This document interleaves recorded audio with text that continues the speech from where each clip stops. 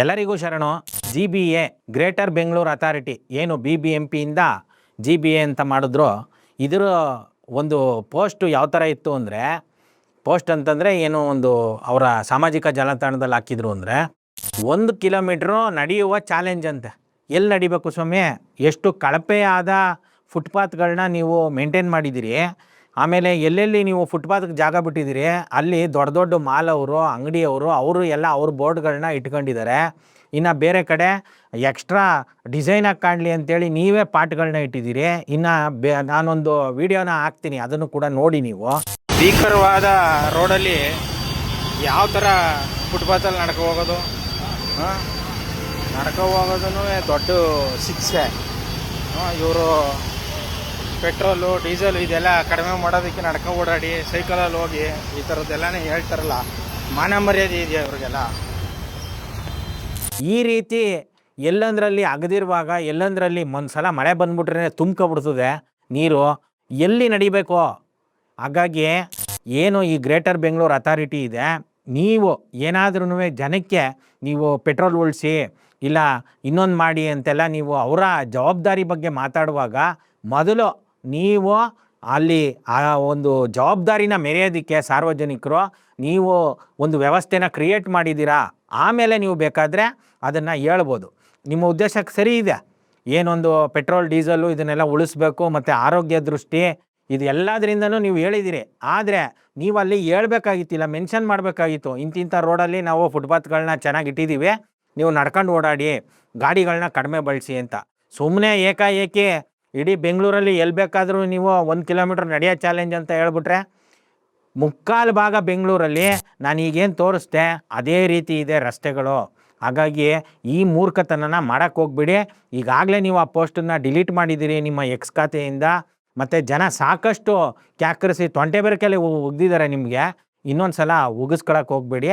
ಮೊದಲು ಬೆಂಗಳೂರಲ್ಲಿ ಜನನ ನೀವು ಅಭಿವೃದ್ಧಿ ಮಾಡೋ ಅಗತ್ಯ ಇಲ್ಲ. ಏನು ನಾನು ಪದೇ ಪದೇ ಹೇಳ್ತಾ ಇದ್ದೀನಿ, ಬೆಂಗಳೂರು ಅಭಿವೃದ್ಧಿ ಮಂಡಳಿ ತೆಗೆದು ಬೆಂಗಳೂರು ನಿಯಂತ್ರಣ ಮಂಡಳಿ ಅಂತ ಮಾಡಬೇಕಿದೆ. ಸಾಕು, ಇಲ್ಲಿ ಡೆವಲಪ್ ಆಗಿರೋದು ಸಾಕು, ಜನ ಬಂದಿರೋದು ಸಾಕು, ಇಲ್ಲಿ ವಾಸ ಇರೋದು ಸಾಕು, ಇದರ ಬ್ಯೂಟಿ ಸಾಕು.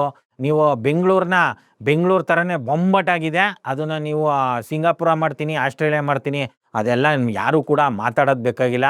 ಬೆಂಗಳೂರು ಬ್ಯೂಟಿಫುಲ್ ಆಗಿದೆ ಸಾಕು. ಈಗ ತುಂಬಿ ತುಳುಕ್ತಾ ಇರೋ ಬೆಂಗಳೂರಲ್ಲೇ ಅರ್ಧ ಜನ ಖಾಲಿ ಆದ್ರೂ ಕೂಡ ಇದು ತುಂಬ ಅದ್ಭುತವಾಗಿರ್ತದೆ. ರೆವಿನ್ಯೂಗೆ ಏನೂ ಸಮಸ್ಯೆ ಆಗಲ್ಲ.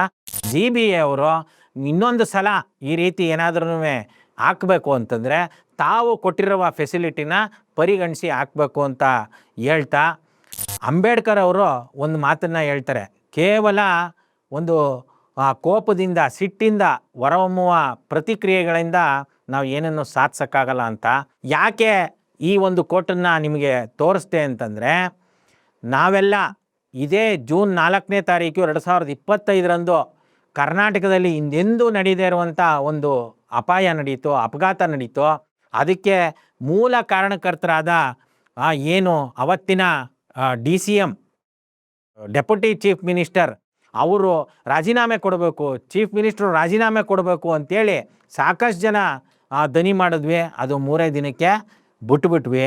ಇವತ್ತು ಏನಾಗಿದೆ ಅಂದರೆ, ಅದೇ ಜೂನ್ 4ನೇ ತಾರೀಕಿಗಿಂತ ಒಂದು ದಿನ ಮೊದಲೇ, ಅಂದರೆ 1 ವರ್ಷ ತುಂಬಕ್ಕೂ ಮೊದಲೇ ಈ 11 ಜನ ಕಾಲು ತುಳಿತದಲ್ಲಿ ಸತ್ರಲ್ಲ, RCB ಆ ಸಂಭ್ರಮೋತ್ಸವ, ಇವ್ರು ದಿಢೀರ್ ಅಂತ ಇವ್ರೇನೋ ಬಿಲ್ಡಪ್ಗಳು ತಗೊಳ್ಳೋಕ್ಕೆ, ಸ್ಕೋಪ್ ತಗೊಳ್ಳೋಕ್ಕೆ ಮಾಡಿದ್ರಲ್ಲ, ಆ ಒಂದು ದಿನ ಮೊದಲೇ ಅವರು CM ಆಗಿ ಬಡ್ತಿ ಹೊಂದುತ್ತಾ ಇದ್ದಾರೆ. ಏನಾಗಿದೆ ನಮ್ಮ ನಾಗರಿಕ ಪ್ರಪಂಚಕ್ಕೆ? ಇವರ ತಪ್ಪುಗಳಿಗೆ ಇವ್ರಿಗೆ ಪನಿಷ್ಮೆಂಟ್ ಏನು ಅಂತಂದರೆ ಪ್ರಮೋಷನ್ನು ಇವ್ರಿಗೆ ಪನಿಷ್ಮೆಂಟ್ ಆಗಿದೆ. ಈ ರೀತಿಯ ಒಂದು ಅಧಪತನಕ್ಕೆ ಇಡೀ ನಾಗರಿಕ ಸಮಾಜ ತಲುಪಿದ್ದೀವಿ. ಈ ಒಂದು RCB ಮ್ಯಾಚು ಈ ಸಲನೂ ಕೂಡ ಗೆದ್ದಿದ್ದಾರೆ. ಅದರ ಏನು ಮುಖ್ಯಸ್ಥರಿದ್ರು, ಕ್ಯಾಪ್ಟನ್ ಇದ್ದರು, ಅವರು ಯಾರು ಕಾಲು ತೊಳ್ತದಲ್ಲಿ ಸತ್ರ ಅವ್ರಿಗೆ ನಾವು ಈ ಒಂದು ಕಪ್ಪನ್ನು ಸಮರ್ಪಿಸ್ತೀವಿ ಅಂತ ಅವರ ಹೇಳಿ ಆ ಜವಾಬ್ದಾರಿನ ಮುಗಿಸ್ಕೊಂಡ್ರು. ಆದರೆ ಈ ಸತ್ತವ್ರನ್ನ ತಂದುಕೊಡೋರು ಯಾರು? ಅವರ ಕುಟುಂಬಗಳ ಸ್ಥಿತಿ ಏನಾಯಿತು? ಈ ಒಂದು ಬೇಜವಾಬ್ದಾರಿತನದಿಂದ ಇವರ ಬಿಲ್ಡಪ್ಗಳಿಗೋಸ್ಕರ ಮಾಡಿದವರು ಪನಿಷ್ಮೆಂಟ್ ತಿನ್ನಬೇಕಾಗಿತ್ತು. ಇವರು ಇವತ್ತು ಇನ್ನೂ ಹೆಚ್ಚಿನ ಅಧಿಕಾರನ ಅನುಭವಿಸೋದಕ್ಕೆ ಹೋಗ್ತಾ ಇದ್ದಾರೆ. ಆ ಅಧಿಕಾರದಿಂದ ಏನು ಇವರೇನೋ ಒಳ್ಳೆ ಕೆಲಸ ಮಾಡ್ತಾರಂತಲ್ಲ, ಈ ಒಂದು ಅಧಿಕಾರನ ಇವರು ಬಯಸಿದ್ರಂತೆ, ಅದಕ್ಕೆ ಅವರು ಅದನ್ನ ಪಡ್ಕೊತಾ ಇದ್ದೀನಿ ಅಂತ ಪದೇ ಪದೇ ಹೇಳ್ತಾರೆ. ಒಬ್ಬ ವ್ಯಕ್ತಿಯಾಗಿ ಅವರು ಆಸೆ ಪಡೋದ್ರಲ್ಲಿ ಏನೂ ತಪ್ಪಿಲ್ಲ. ಕಾನ್ಸ್ಟಿಟ್ಯೂಷನ್ ಎಲ್ರಿಗೂ ಕೂಡ ಆಸೆ ಪಡ್ಬೋದು, ಅದನ್ನು ಗಳಿಸ್ಕೋಬೋದು ಅಂತ ಇದೆ. ಆದರೆ ಇವರು ಗಳಿಸ್ಕೊಳ್ತಿರುವಂಥ ಮಾರ್ಗ ಏನಿದೆ, ಆ ಮಾರ್ಗದಲ್ಲಿ ಇವರು ಜನರನ್ನ ತುಳಿದಿದ್ದಾರೋ ಇಲ್ಲ ಮೇಲೆತ್ತಿದಾರೋ ಅನ್ನೋದು ಭಾಳ ಇಂಪಾರ್ಟೆಂಟ್ ಆಗುತ್ತೆ. ಅದು ಮುಂದಿನ ದಿನಗಳಲ್ಲಿ ಬೇರೆ ಬೇರೆ ವಿಚಾರದಲ್ಲಿ ಅವರ ಕೆಲಸಗಳನ್ನ ಅಳತೆಗಳನ್ನ ನಾವು ಮಾಡ್ತಾ ಹೋಗೋಣ. ಈಗ ಬೆಂಗಳೂರಲ್ಲಿ ಮತ್ತೊಂದು ವಿಚಾರ ಏನಂತಂದರೆ, ಈ ಒಂದು ವೇಸ್ಟು ಪೋಸ್ಟ್ ಏನಿದೆ ಗವರ್ನರ್ ಅಂತ, ಈ ಬಿಳಿ ಆನೆಗಳನ್ನ ಸಾಕ್ತಾ ಇದೀವಲ್ಲ ರಾಜ್ಯ ಸರ್ಕಾರಗಳು, ಈ ವೇಸ್ಟು ಗವರ್ನರು ಯಾವುದೋ HAL ಏರ್ಪೋರ್ಟಿಂದ ಅವರ ಲೋಕಭವನ, ರಾಜಭವನ ಇದ್ದದ್ದು ಲೋಕಭವನ ಆದಾಗ, ಈಗ ಮಾಜಿ CM ಆಗಿದ್ದಾರಲ್ಲ, ರಿಸೈನ್ ಮಾಡಿದ್ರಲ್ಲ, ಅವರು ಏನು ಕಿರ್ಚಾಡಿದ್ದು ನೋಡಬೇಕಾಗಿತ್ತು, ಯಾವುದೇ ಕಾರಣಕ್ಕೂ ನಾನು ಬಿಡಲ್ಲ ಅಂತ. ಅಷ್ಟೇ, ಸುಮ್ಮನೆ ಪೇಪರ್ ಟೈಗರ್ಗಳು ಪೇಪರ್ ಸ್ಟೇಟ್ಮೆಂಟ್ ಕೊಟ್ಬಿಡೋದು, ನಾವು ರಾಜ್ಯ ಸರ್ಕಾರಗಳ ಪರವಾಗಿದ್ದೀವಿ, ಈ ಒಂದು ಒಕ್ಕೂಟ ವ್ಯವಸ್ಥೆನ ಉಳಿಸ್ತೀವಿ ಅಂತೆಲ್ಲ ಬಿಟ್ಟಿದ್ದು. ಈ ಒಂದು ಗವರ್ನರು ಝೀರೋ ಟ್ರಾಫಿಕಲ್ಲಿ ಹೋಗೋದಕ್ಕೆ ಇಡೀ ರೋಡ್ನ ಬ್ಲಾಕ್ ಮಾಡಿ 30 ನಿಮಿಷ ಈ ಜನಸಾಮಾನ್ಯರಿಗೆ ತೊಂದರೆ ಕೊಡೋದಲ್ಲದೆ, ಒಂದು ಗರ್ಭಿಣಿ ಹೆಂಗಸು ಅವರ ಯಜಮಾನರು ರೋಡಲ್ಲಿ ಕೂತು ಪ್ರತಿಭಟನೆ ಮಾಡಿದ್ದಾರೆ, ನೀವು ಈ ರೀತಿ ಮಾಡಬಾರ್ದು. ಆಮೇಲೆ ಇನ್ನೊಂದು ಕೇಳ್ತೀನಿ, ಏನು ಕೆಲಸ ಇರ್ತದೆ ಅಂತ ತುರ್ತು ಈ ಒಂದು ಗವರ್ನರ್ಗಳಿಗೆ? ಏನೂ ಕೆಲಸ ಇರಲ್ಲ, ಸುಮ್ಮನೆ ಅಲ್ಲಿ ಎಕರೆಗಟ್ಟಲೆ ಮನೆ ಕೊಟ್ಬಿಟ್ಟವ್ರೆ, ಅಲ್ಲಿ ಆರಾಮಾಗಿ ಶೋಕಿ ಮಾಡ್ಕೊಂಡು ಮಜಾ ಮಾಡ್ಕೊಂಡು ರಿಲ್ಯಾಕ್ಸ್ ಆಗಿ ಇರ್ತೀರಾ. ಯಾವುದ್ಯಾವುದು ಕಮಿಷನ್ ಬರ್ತದೆ ಅಂಥವಕ್ಕೆ ಫೈಲ್ಗಳಿಗೆ ಸೈನ್ ಮಾಡ್ಕೊಂಡು ಆ ಯೂನಿವರ್ಸಿಟಿಗಳಲ್ಲಿ ದಂಧೆಗಳು ಮಾಡ್ಕೊಂಡು ಕೂತ್ಕೊಂಡಿರ್ತೀರಾ. ಏನೊಂದು ಕೇಂದ್ರ ಸರ್ಕಾರ ಇದೆ ಅದರದ್ದು ಏಜೆಂಟ್ಗಳಂಗೆ ವರ್ಸೋದಕ್ಕೆ ನೀವುಗಳು ಈ ರೀತಿ ಜನಸಾಮಾನ್ಯರಿಗೆ ತೊಂದರೆ ಕೊಡ್ಬೋದಾ? ಇದನ್ನು ಮತ್ತೆ ಪ್ರಶ್ನೆ ಮಾಡುವಂಗಾಗಬೇಕು. ಆದರೆ ಏನಾಗ್ಬಿಟ್ಟಿದೆ ಅಂದರೆ, ಈಗಾಗಲೇ ಅಂಬೇಡ್ಕರ್ ಅವರ ಕೋಟೆ ಅಂತ ತೋರಿಸ್ದೆ, ಆ ರೀತಿ ನಮ್ಮ ಜನ ಆ ಸಡನ್ ಒಂದು ಪ್ರತಿಕ್ರಿಯೆನ ತೋರಿಸ್ಬಿಡ್ತಾರೆ. ಅದಾದಮೇಲೆ ಅದನ್ನು ಅಲ್ಲಿಗೆ ಕೈ ಬಿಟ್ಟು ಅವರವರ ಹೊಟ್ಟೆಪಾಡಿನ ಕಡೆಗೆ ಅವರು ಸಾಗ್ಬಿಡ್ತಾರೆ. ಇದು ಈ ಲೂಟಿಕೋರರಿಗೆ ಅನುಕೂಲ ಆಗ್ಬಿಟ್ಟಿದೆ ಈ ವ್ಯವಸ್ಥೆಯಲ್ಲಿ. ಇನ್ನು ಏನೊಂದು ವಿಜಯ್ ಅಂತ ತಮಿಳ್ನಾಡಲ್ಲಿ ಚೀಫ್ ಮಿನಿಸ್ಟರ್ ಆದ್ರು, ಅವರು ಮೋದಿ ಅವ್ರನ್ನ ಭೇಟಿ ಮಾಡಿದ್ರು. ಆ ಮೋದಿ ಅವ್ರನ್ನ ಭೇಟಿ ಮಾಡಿದ್ದು ಎಷ್ಟು ಹಾಸ್ಯಾಸ್ಪದವಾಗಿತ್ತು ಅಂತಂದ್ರೆ, ಕೇವಲ ಮೂಲಗಳು ಏನು ಹೇಳ್ತವೆ ಅಂದರೆ 1 ನಿಮಿಷ 19 ಸೆಕೆಂಡ್ ಮಾತ್ರನೇ ಒಬ್ಬ CM PM ಮಾತಾಡಿದ್ರು ಅಂತ. ಈತ ನಟನಿಂದ ರಾಜಕಾರಣಿಯಾಗಿದ್ದಾರೆ. ಅವರು ರಾಜಕಾರಣನ ಯಾವತ್ತೂ ಮಾಡಿಲ್ಲ, ಇಲ್ಲ ನಟನೇನೂ ಕೂಡ ಯಾವತ್ತೂ ಮಾಡಿಲ್ಲ. ಸುಮ್ಮನೆ ಯಾವುದೋ ಒಂದು ಕಾಮಿಡಿ ಪೀಸ್ ಥರ ಬೇರೆ ಯಾರೋ ಏನೋ ಹೇಳ್ಕೊಟ್ಟದ್ದನ್ನು ಸುಮ್ಮನೆ ಕೂತ್ಕೊಂಡು ಕಳೆದ ಸತತ 25 ವರ್ಷದಿಂದ ಎಲ್ಲರನ್ನೂ ಯಾಮಾರಿಸ್ತಾ ಇದ್ದಾರೆ. ಇವರಿಬ್ಬರು ಕೂತು ಚರ್ಚೆ ಮಾಡೋ ವಿಚಾರದಲ್ಲಿ ಬೆಂಗಳೂರಿಗೆ ಸಂಬಂಧಪಟ್ಟ ಇನ್ನೊಂದು ವಿಚಾರ ಕೂಡ ಚರ್ಚೆ ಆಗಿದೆ. ಏನಂದರೆ, ಈ ಮೇಕೆದಾಟು ಯೋಜನೆನ ತಡಿಬೇಕು ಅಂಥೇಳಿ ಈ ವಿಜಯ್ ಅವರು ಪ್ರಧಾನಮಂತ್ರಿಯವರಿಗೆ ಮನವಿ ಪತ್ರದಲ್ಲಿ ಸಲ್ಲಿಸಿದ್ದಾರೆ. ಅದರಲ್ಲಿ ಬೇರೆ ಬೇರೆ ವಿಚಾರ ಇತ್ತು. ಆದರೆ ಎಲ್ಲರೂ ಎದುರು ನೋಡ್ತಾ ಇದ್ದದ್ದು ಏನಂದರೆ, ನೀಟ್ ವಿಚಾರ ಪ್ರಸ್ತಾಪ ಮಾಡ್ತಾರೆ. ಇವರು ಕೂಡ ಪೇಪರ್ ಟೈಗರ್ ಥರ, ನಾವು ಯಾವ ಕಾರಣಕ್ಕೂ ಬಿಡಲ್ಲ, ನೀಟ್ನ ಹಂಗೆ ಮಾಡ್ಬಿಡ್ತೀವಿ ಹಿಂಗೆ ಮಾಡ್ಬಿಡ್ತೀವಿ, ಕಿತ್ತು ಒಗೆದು ಬಿಡ್ತೀವಿ ನಾವು ತಮಿಳ್ನಾಡಿಂದ ಅಂತ ಹೇಳಿದ್ರು. ಆದರೆ ಇವರು ಅದ್ರದ್ದು ಬಗ್ಗೆ ಉಸಿರೇ ಎತ್ತಲಿಲ್ಲ. ಇವರು ಉಸಿರೆತ್ತಿದ್ದು ಯಾವುದು ಅಂತಂದರೆ, ಏನು ಜಯಲಲಿತಾ ಪಾರ್ಟಿಯವರು ಯಾವಾಗ್ಲೂ ಕಾಲು ಕೆರೀತಿದ್ರು ಕರ್ನಾಟಕದ ಜೊತೆ, ಆ ರೀತಿ ಇವರು ಬಂದು ಫಸ್ಟ್ ದಿನವೇ ಈ ಒಂದು ಕಿರಿಕನ್ನು ಶುರು ಮಾಡಿದ್ದಾರೆ. ಅದಾಗಿ ಮಾರನೆಗೆ ಮಿಸ್ಟರ್ ಮೋದಿ ಅವರು ಏನು ಹೇಳಿದ್ದಾರೆ ಅಂದರೆ, ಕೂತು ಬಗೆಹರಿಸ್ಕೊಳ್ಳಿ, ಸಹಕಾರದಿಂದ ಬೇರೆ ಬೇರೆ ರಾಜ್ಯದವರು ಬಗೆಹರಿಸ್ಕೋಬೇಕು ಜಲ ವಿವಾದಗಳನ್ನ ಅಂತ ಹೇಳಿ ಅವರು ನುಣ್ಸ್ಕೊಬಿಟ್ಟಿದ್ದಾರೆ. ಇನ್ನು ಬೆಂಗಳೂರಲ್ಲಿ 3ರಿಂದ 4 ಲಕ್ಷ ನಕಲಿ ಮತದಾರರಿದ್ದಾರೆ ಅನ್ನುವಂಗೆ ಒಂದು ರಿಪೋರ್ಟನ್ನು ಪತ್ರಿಕೆಗಳಲ್ಲಿ ಗಮನಿಸ್ತೆ. ಕೇವಲ 3ರಿಂದ 4 ಲಕ್ಷ ಅಲ್ಲ, ಇನ್ನೂ ಜಾಸ್ತಿ ಇದ್ದಾರೆ.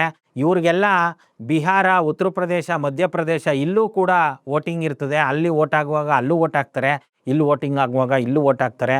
ಇದು ಯಾರೋ ಕೇವಲ ಒಂದು ಪಕ್ಷ BJP ಪಕ್ಷದವ್ರು ಮಾತ್ರ ಇದ್ದಾರೆ ಅಂತ ನಾನು ಹೇಳೋದಕ್ಕೆ ಬಾಯಿ ಬರೋಲ್ಲ ನನಗೆ. ಯಾಕಂದರೆ ಎಲ್ಲ ಪಕ್ಷದವ್ರೂ ಈ ರೀತಿ ಕಳ್ಕಳ್ ಓಟು, ಸುಳ್ಳು ಓಟುಗಳನ್ನ ಮಾಡಿಸ್ಕೊಂಡು ಕೂತಿದ್ದಾರೆ. ಆಮೇಲೆ ಈಗ ಏನು ಈ SIR ಅಂತ ಮಾಡ್ತಾ ಇದ್ದಾರೆ, ಇದರ ಆಧಾರದಲ್ಲಿ ವೆಸ್ಟ್ ಬೆಂಗಾಲಲ್ಲಿ BJP ಗೌರ್ಮೆಂಟ್ ಬಂದಮೇಲೆ ಇನ್ಮೇಲೆ SIR ಅಲ್ಲಿ ಯಾರ್ದೆಲ್ಲ ಓಟು ಒಂದು ಕಾರ್ಡು ಡಿಲೀಟ್ ಆಗಿದೆ ಅವ್ರಿಗೆ ಫೆಸಿಲಿಟಿ ಕೊಡಲ್ಲ ಅಂತೆಲ್ಲ ಹೇಳಿದ್ದಾರೆ. ಇದೇ ಕ್ರಮ ಮುಂದಿನ ದಿನಗಳಲ್ಲಿ ಇಲ್ಲೂ ಕೂಡ ಆಗ್ಬೋದು. ಆದರೆ ವೋಟಿಂಗು ಮ್ಯಾಂಡೇಟ್ರಿ ಅಲ್ಲ, ಕಂಪಲ್ಸರಿ ಅಲ್ಲ. ಹಾಗಾಗಿ ಇದು ಯಾವುದೇ ಕಾರಣಕ್ಕೂ ಮಾನದಂಡ ಆಗಬಾರ್ದು. ಯಾವುದೇ ಒಂದು ಸರ್ಕಾರದ ಸವಲತ್ತನ್ನು ಪಡಿಬೇಕು ಅಂದರೆ ಕರ್ನಾಟಕದ ಒಳಗಡೆ ಇಲ್ಲಿ ಕರ್ನಾಟಕದ ನೇಟಿವಿಟಿ ಕಾರ್ಡನ್ನು ಸರ್ಕಾರ ವಿತರಣೆ ಮಾಡಬೇಕು. ಇದಾಗಲೇ ಕೇರಳ ಅಡಾಪ್ಟ್ ಮಾಡಿದೆ, ತಮಿಳ್ನಾಡು ಕೂಡ ಅಡಾಪ್ಟ್ ಮಾಡೋದಕ್ಕೆ ಶುರು ಮಾಡಿದೆ. ಕರ್ನಾಟಕದಲ್ಲಿ ಈಗೇನು ಹೊಸ ಮುಖ್ಯಮಂತ್ರಿ ಆಗ್ತಾ ಇದ್ದಾರೆ, ಈ ಒಂದು RCB ಕಾಲ್ ತುಳಿತದಲ್ಲಿ 11 ಜನನ್ನ ಸಾಯೋದಕ್ಕೆ ಕಾರಣಕರ್ತರಾದರು. ಇನ್ನೂ ಸಾಕಷ್ಟು ವಿಚಾರಗಳಲ್ಲಿ ಅವರು ಬೇರೆ ಬೇರೆ ರೀತಿಲಿ ಆಡಳಿತ ವೈಫಲ್ಯಗಳನ್ನ ನೋಡಿದ್ರೂ ಕೂಡ ಎಂಥ ದುಸ್ಥಿತಿಗೆ ತಲುಪಿದ್ದೀವಿ ಅಂತಂದರೆ, ಈ ಒಂದು ಮುಖ್ಯಮಂತ್ರಿಯ ಪದವಿನ ಅವರು ಅಲಂಕರಿಸ್ತಾ ಇದ್ದಾರೆ. ಅವರು ಅಲಂಕರಿಸಿದ ನಂತರನಾದ್ರೂ ಕರ್ನಾಟಕದ ನೇಟಿವಿಟಿ ಕಾರ್ಡ್ನ ಇಲ್ಲಿ ಎಲ್ರಿಗೂ ಕೊಡಬೇಕು. ಅದರ ಆಧಾರದ ಮೇಲೆ ಸವಲತ್ತನ್ನು ಕೊಡುವಂಗೆ ಆಗಬೇಕು ಹೊರತಾಗಿ, ಈಗೇನೋ ಒಂದು ಸರ್ವೆ ರಿಪೋರ್ಟ್ ಹೇಳಿದೆ 3 ಲಕ್ಷ 4 ಲಕ್ಷ ಜನ ಕಳ್ಳ ವೋಟರ್ಸ್ ಇದ್ದಾರೆ ಅಂತ, ಈ ರೀತಿಯ ವೋಟಿಂಗ್ ಕಾರ್ಡ್ ಮೇಲೆ ಆಗಬಾರ್ದು. ಇಲ್ಲ ಆಧಾರ್ ಕಾರ್ಡ್ ಆಧಾರದಲ್ಲೂ ಕೂಡ ಈ ಕರ್ನಾಟಕ ಗೌರ್ಮೆಂಟ್ ಕೊಡುವಂಥ ಸವಲತ್ತುಗಳು ಸಿಗಬಾರ್ದು. ಕರ್ನಾಟಕ ಗೌರ್ಮೆಂಟ್ ಮಾತ್ರ ಅಲ್ಲ, ಈ ನಾವೇನು ಹೇಳ್ತೀವಿ ಕೇಂದ್ರ ಸರ್ಕಾರ ಅನ್ನೋದೇ ಇರಬಾರ್ದು. ಅದು ಯಾವುದೇ ಪಕ್ಷದಾಗಲಿ ಇಂಡಿಯಾ ಒಕ್ಕೂಟ ಇರಬೇಕು. ನಮ್ಮ ರಾಜ್ಯ ಸರ್ಕಾರಕ್ಕೆ ಸಂಪೂರ್ಣ ಸ್ವಾಯತ್ತತೆ ಬರಬೇಕಂತ. ಆ ರೀತಿ ಸ್ವಾಯತ್ತತೆ ಬರೋವರೆಗೂ ಕೇಂದ್ರ ಸರ್ಕಾರದಿಂದ ಸಿಗುವ ಫೆಸಿಲಿಟಿಗಳು ಕೂಡ ಈ ಕರ್ನಾಟಕ ನೇಟಿವಿಟಿ ಕಾರ್ಡ್ ಮೂಲಕನೇ ಸಿಗಬೇಕು. ಇನ್ನು ಬೆಂಗಳೂರಲ್ಲಿ ಕೇವಲ ಒಂದೇ 1 ಗಂಟೆ ಪೊಲೀಸ್ ಇಲ್ಲ ಅಂತಂದರೆ ಎಷ್ಟು ಕ್ರೈಮ್ ಆಗಿಬಿಡ್ತದೆ ಅಂತಂದರೆ ನೀವು ಊಹಿಸೋಕ್ಕೂ ಆಗಲ್ಲ.